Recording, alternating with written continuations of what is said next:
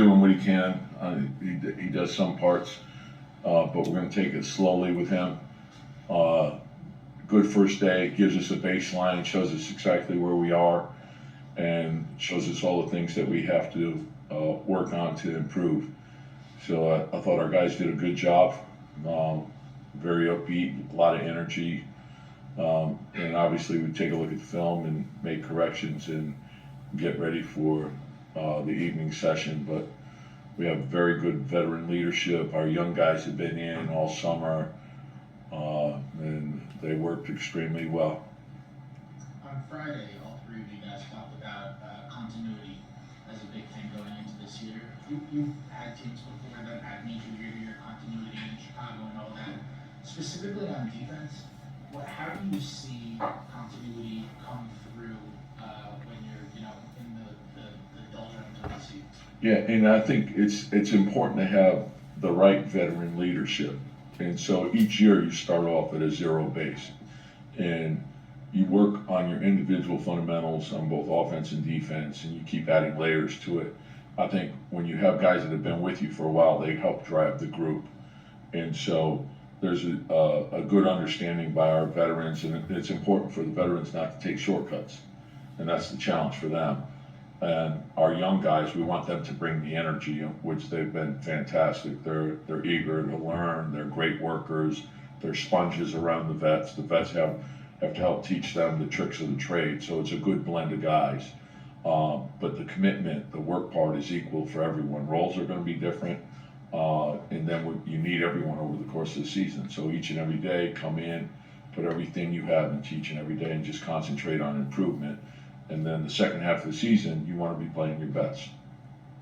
Hey, how different is it for you to have not only half the team back from last year that knows what you do, but also last year you couldn't have, I think in the beginning you couldn't even have guys together, the workouts, to be able to have that coming in. And to me it was restricted, but it wasn't, you try to make the best of whatever your circumstances are. So we probably had a little more time to spend one-on-one developing relationships. At the beginning of the season, you couldn't go out, so you were together all the time. Once you got to the hotel, that's where you were. So there were a lot of individual film sessions, individual workouts, then the team workouts. So I think in some ways it did benefit us. In other ways, it probably slowed us down a little bit. But I think having the right veterans helps you get through those things. You get great veteran leadership, and we always say that your actions will reflect your priorities. So if you're doing the right things, I think when the young guys come in and they see the vets working the way they do, it's a great example. It's the best leadership that you could have. Right from the end of last season, Quick and Obi were in, and then when we drafted the young guys that we got, they came in and they saw the way they were working, and then our veterans periodically are here, and they said Julius spent a lot of time here, RJ spent a lot of time here. So I think once you have that type of tone set by the vets, everyone comes in with the understanding of, okay, I want to be part of this, and I want to help the team get better. Are you, speaking continuity, are you bringing back the entire coaching staff from last season? Yeah, we're adding some player development guys, and they've been terrific. But the same staff, and I got a terrific staff. So, and part of the challenge, to be honest with you, has been we have so many guys coming back at night that we wanted our video guys are young guys and they're getting started and they're all capable of being coaches one day. But I think that's a big part of development. That's how your players get better. So we're excited about that. We need everyone working together, and we're fortunate. Jim Dolan has given us everything that we've asked for in terms of whether it's technology, adding staff, analytics people, whatever we need to help us get better. He's provided that, and then Leon and Wes and Scott have been great in terms of supporting that. And then of course you have to give the players the credit, but our coaches are very dedicated and committed. It's a little bit of a different team, so is there a different message to the team about this is a new group, a new year? Yeah, well, I think it's important to look at it that way, that each year you're faced with new and different challenges. And so when you come in, you don't want to look at last year and just assume that you're making the next without putting the work into it.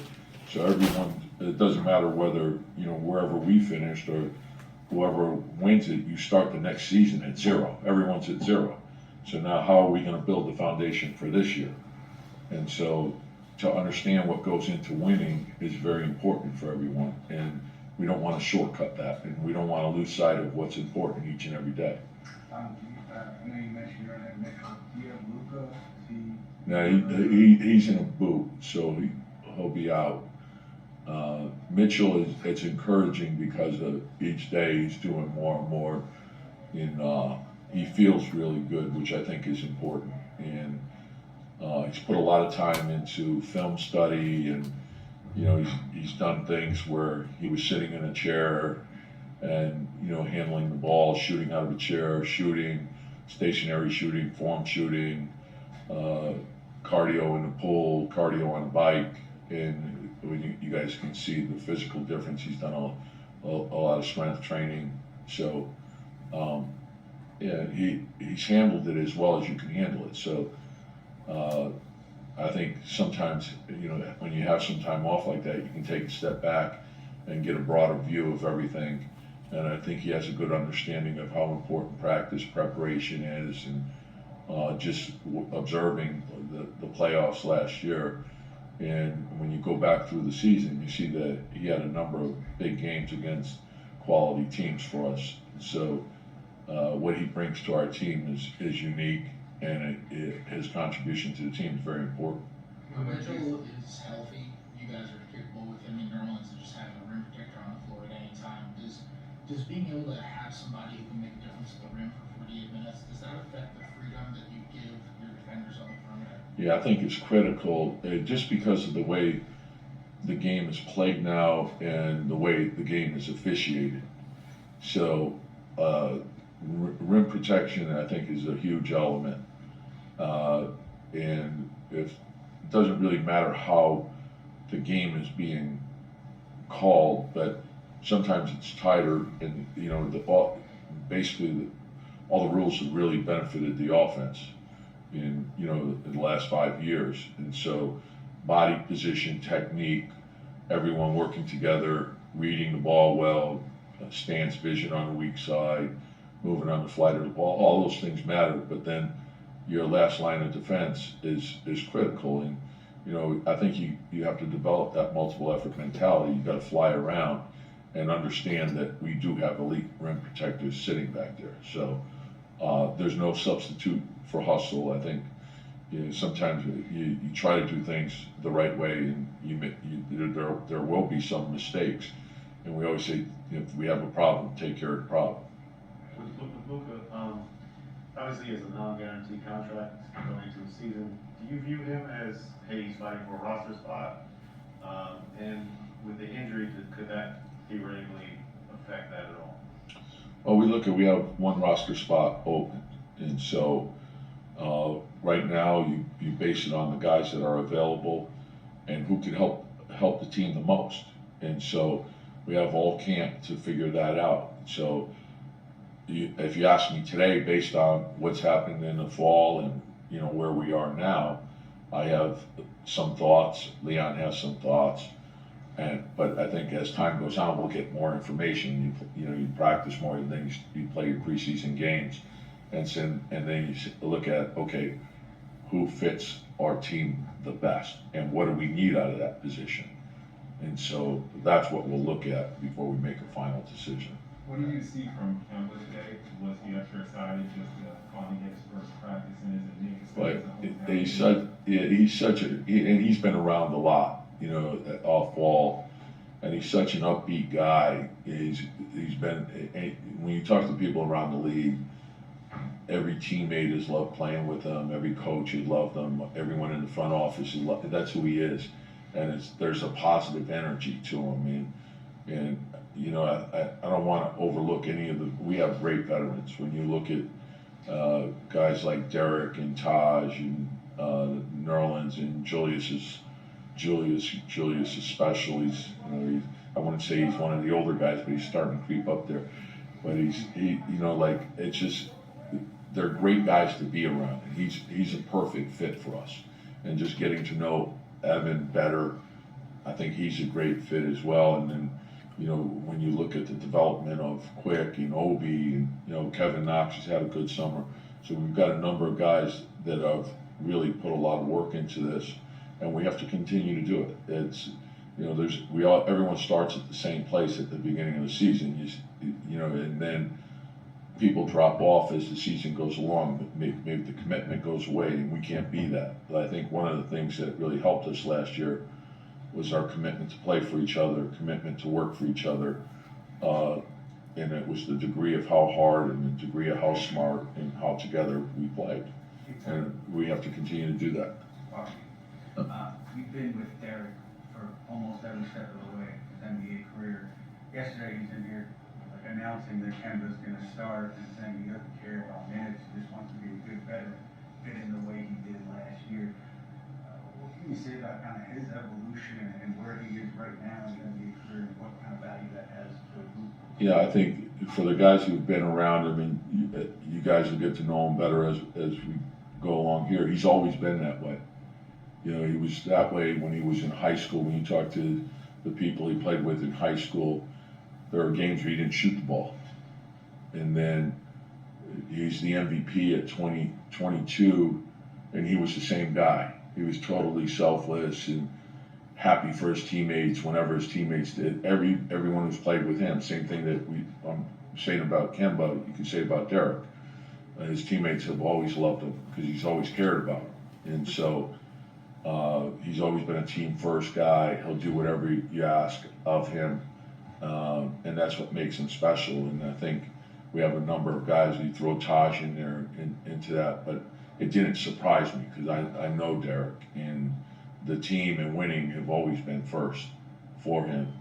And Kemba's that type of guy too. I think his teammates will love playing with him, and they're happy. Derek's always been as happy for his teammates when they've done well as he is for himself. So if someone has a big game, he's the first guy to congratulate them, and he understands how important that is. It's not, I think, a truly great player not only brings the best out of himself, he brings the best out of the group, and Derek's always been that guy.